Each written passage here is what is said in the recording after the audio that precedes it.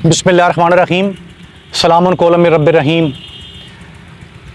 आज मेरी इस पेरिशेबल मार्केट जो कि फ्रूट एंड वेजिटेबल मार्केट है, आज मेरा इस पे तीसरा पार्ट है। जो लोग मेरी पहली वीडियोस नहीं देख सके, वो अगर मंडी में काम करना चाह रहे हैं या बिज़नेस एजुकेशन के स्टूडेंट्स हैं, उनको मेरी पहली वीडियो अगर वो देखेंगे तो यकीनन उनके लिए बड़ी फ़ायदेमंद साबित होगी। मैंने पूरा प्रोसेस और मंडी में स्टेक होल्डर्स किस तरह काम कर रहे हैं इसका ओवरव्यू भी दे चुका हूं, और अपने कल के पार्ट में मैं पार्ट 2 में पूरे स्टेक होल्डर्स का बता भी चुका हूं। आज मैं इस वक्त मौजूद हूं एक खेत में, सब्ज़ी का खेत है जहां पर सब्ज़ी उगी हुई है, फार्मर किसान उगा रहा है। और ये है वो स्टेक होल्डर जो कि इस पूरी चेन में सबसे पहले आता है, लेकिन इसको फ़ायदा मिल रहा है या नहीं मिल रहा, आज इसी वीडियो के आखिर में हम लोग इसको कंक्लूड करेंगे कि क्या वजह है कि ये फार्मर को उस तरह इसका प्रॉफिट नहीं मिल रहा। अगर नहीं मिल रहा तो उसका ज़िम्मेदार कौन है और कौन से, क्योंकि एक किसान उगा रहा है, गरीब उगा रहा है। और ये बिल्कुल आपको सामने ये मंडी नज़र आ रही है, ये फ्रूट मंडी इस खेत के बिल्कुल साथ जुड़ी हुई है, लेकिन इस खेत से उस मंडी तक पहुँचने में कितने हाथ, कितने स्टेक होल्डर्स, कितने लोग इस पर मुनाफा कमा रहे हैं, देखना ये है। और क्या ये जो उगा रहा है ये भी गरीब है और खाने वाला भी ज़्यादातर गरीब है, तो क्यों इतना प्रॉफिट मार्जिन और इतना मुश्किल क्यों बना दिया गया इस प्रोसेस को, इतना लेंथी। और इसमें इस तरह एंड यूज़र जो कि कस्टमर है उसको उस तरह प्रॉफिट नहीं मिल रहा, उसको उस तरह फ़ायदा नहीं मिल रहा इस मार्केट से, इस मंडी से, और इसी तरह इस किसान को उस तरह अपना हिस्सा वसूल नहीं कर पा रहा। तो आज इसी को देखने के लिए मैं मंडी जा रहा हूँ। तो रास्ते में ये खेत में रुक के मैं आपको दिखा दूँ कि किस तरह काम हो रहा है।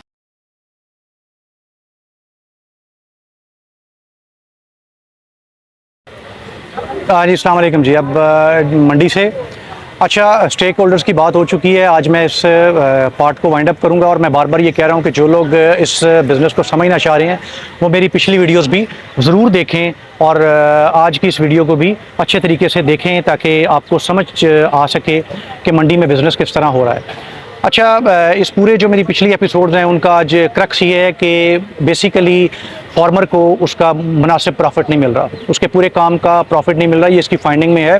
फार्मर को अगर उसका प्रॉफिट मुनासिब नहीं मिल रहा तो उसका ड्रॉबैक ये हो रहा है कि फार्मर जो है वो अब इस बिज़नेस से निकल के अपनी ज़मीनों को बेच रहा है और लैंड माफिया के हाथ में खेल रहा है।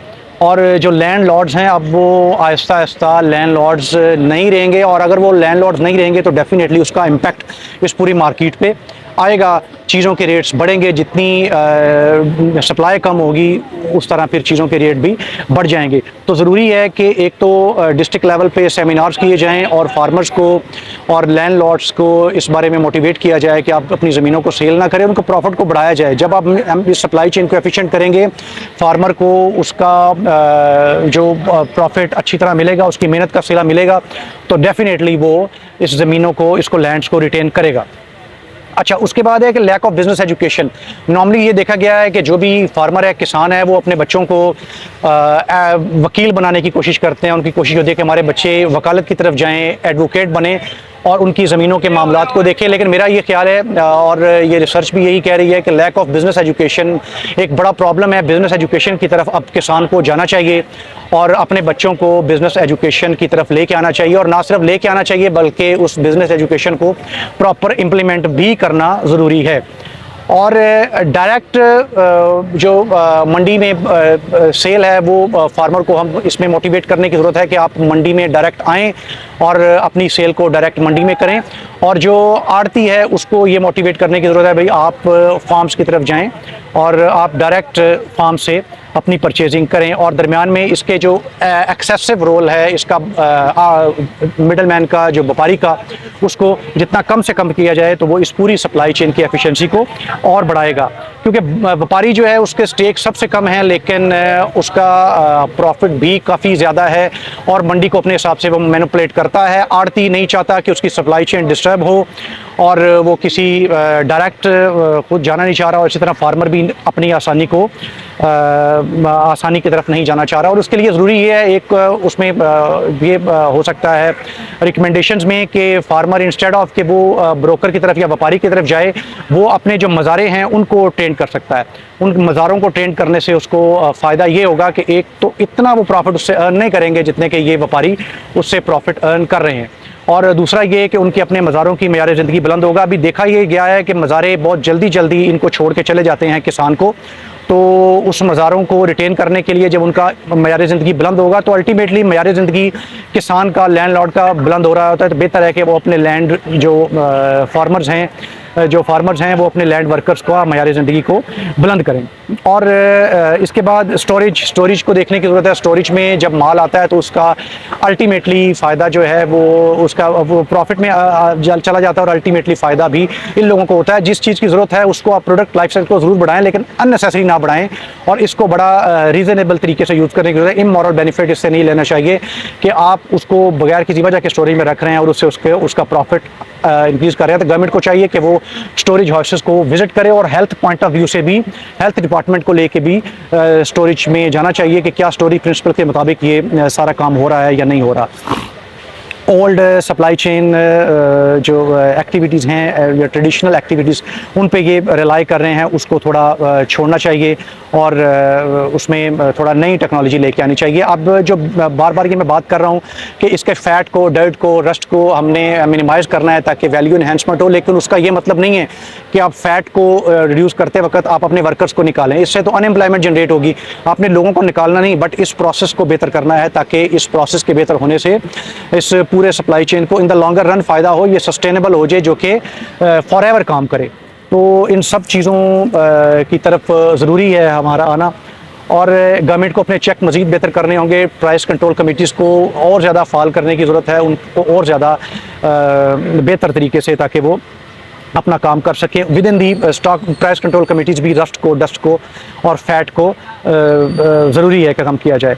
और बिज़नेस एजुकेशन को मैं बार बार ये कह रहा हूँ कि अपने एजुकेट करना चाहिए, लैंड वर्कर्स को, अपने मज़ारों को एजुकेट करें, और ब्रोकर की जगह पे अपने मज़ारों को आने का मौका दिया जाए। लेकिन अगर फिर भी मज़ारे का, इसका ब्रोकर का या व्यापारी का मार्केट में रहना इनएविटेबल या नागज़ीर है, तो फिर कम से कम उस पर कोई ना कोई चेक होना चाहिए, और जो कि चेक इसको या तो आड़ती कर सकता है या फार्मर कर सकता है, जो कि दोनों तैयार नहीं है। एक तो अगर दोनों आपस में क्लोज रिलेशनशिप में आ जाएंगे तो उससे ब्रोकर या व्यापारी को हम चेक करना आसान हो जाएगा, और फिर व्यापारी को हमें डॉक्यूमेंटेड करने की ज़रूरत है। जिस तरह प्राइस कंट्रोल कमेटीज़ फार्मर को चेक कर सकती हैं या मार्केट में दुकानों को चेक कर रही हैं, इस तरह व्यापारी को भी चेक करना चाहिए। और एक आड़ती का 6% कमीशन को बढ़ाकर अगर 8 या 9% किया जाए, और उनको ये मोटिवेट किया जाए कि आप खेत तक जाएं और खेत से अपनी चीज़ें डायरेक्ट परचेज़ करें, तो उनको जो वो ये सोच रहे हैं कि अभी मार्जिन कम है और वो खेत तक जाना नहीं चाह रहे हैं, शायद परसेंटेज बढ़ाने से वो खेत तक डायरेक्ट जाना शुरू हो जाएं। और उसके बाद गवर्नमेंट चेक को हमें और बेहतर करने की ज़रूरत है। और आखिर में मैं कॉम्पिटिटिव एडवांटेज की तरफ जाऊंगा। कॉम्पिटिटिव एडवांटेज इस पूरी मार्केट का सिंधी फार्मर को मिल रहा है। सिंधी फार्मर को कॉम्पिटिटिव एडवांटेज 2 वजह से मिल रहा है। एक तो है उसका सिंधी फार्मर जो है वो बिल्कुल बॉर्डर पे है, सिंध के बॉर्डर पे बैठा हुआ है, और उसके लिए बड़ा आसान है अपनी 3 बड़ी मार्केट्स, जो कि कराची की मार्केट है, कोयटा की और पंजाब की, पूरी कंजम्पशन सबसे ज़्यादा पंजाब में है, तो इन तीनों मार्केट्स तक उसका एक्सेस बड़ा ईजी है। तो ये कॉम्पिटिटिव एडवांटेज सिंधी मार्केट के पास, सिंधी फार्मर के पास है। और उसके बाद मौसम सबसे पहला इम्पैक्ट है, जिसकी वजह से पंजाब में और आने वाली जो भी सब्ज़ी और फ्रूट है वो सिंध में 40 से 45 दिन पहले आता है, जो कि मार्केट में जो भी चीज़ पहले आएगी उसकी डिमांड ज़्यादा होगी, और जिसका फ़ायदा सिंधी फार्मर को मिल रहा है कि उसका फल, जो बड़े बड़े फल हैं जैसे कि आम, खरबूजा और तरबूज, ये सिंध में पहले आ जाता है, और जब पंजाब में ही आता है तो उसकी डिमांड ज़्यादा होती है और इसका प्रॉफिट भी ज़्यादा होता है। और जिस वक्त तक पंजाब का किसान उस चीज़ को पैदा करता है, उस वक्त तक ये मार्केट में ऑलरेडी एक्सेसिवली अवेलेबल होती है और उसको वो रेट नहीं मिल सकता। और दूसरा मैंने आपको बताया कि इसकी ट्रांसपोर्टेशन इसके लिए बड़ी ईजी है। जिस तरह पंजाब में स्केसर और कलर का हार में जो लोग सब्जियाँ काश्त करते हैं वो भी पूरे पंजाब की निस्बत कॉम्पिटिटिव एडवांटेज ले जाते हैं। अगर डायरेक्ट जो लोग काम करना चाह रहे हैं वो डायरेक्ट अपना ताल्लुक जो है वो सिंधी फार्मर के साथ बनाएं, अपना रिलेशनशिप बिल्ड करें, तो उससे उनको ज़्यादा फ़ायदा मिल सकता है। और आखिर में मैं जो लोग इसमें काम करना चाह रहे हैं उनके लिए फड़िया और कबाड़िया, आज मैं ये जो अपना पूरा स्टेक होल्डर्स हैं इनका एक बोर्ड साथ पे ये वीडियो में चलाऊंगा कि कौन कौन से स्टेक होल्डर हैं, आप उनको नोट कर लीजिएगा। फड़िया और कबाड़िया एक ऐसा है जो नए आने वाले लोगों के लिए ये बेहतर है, जो कि छोटी इन्वेस्टमेंट से बेहतर प्रॉफिट जनरेट करना चाह रहे हैं, वो फड़ी और कबाड़िया का काम करें, लेकिन बड़े ध्यान से बड़ी समझ के काम कीजिएगा। मंडी में आएँ, देखें कि हो क्या रहा है, उसके बाद अपना अगला का लाहे अमल तरतीब दें। और don't put all your eggs in one basket पे अमल करें, छोटे छोटे अर्निंग पॉकेट जनरेट करें। ये वक्त की ज़रूरत है, मंडी की टाइमिंग बड़ी ज़बरदस्त है, 10 बजे तक मंडी वाइंड अप हो जाती है, तो अपने ये सुबह के 3-4 घंटे को हम अगर 2 से 3 हज़ार प्रॉफिट ले लें तो ये बड़ा बेहतर होगा। हमारे घरों को, हमारे किचन को ये मंडी बड़े अच्छे तरीके से रन कर सकती है। Last but not the least, एक बात हमेशा याद रखिएगा, each one of us is a part of supply chain. More are working at micro level, few are working at macro level. Remember, wherever you are, add some value in chain, not for yourself but for the mankind. Thank you very much। In video को देखने का शुक्रिया।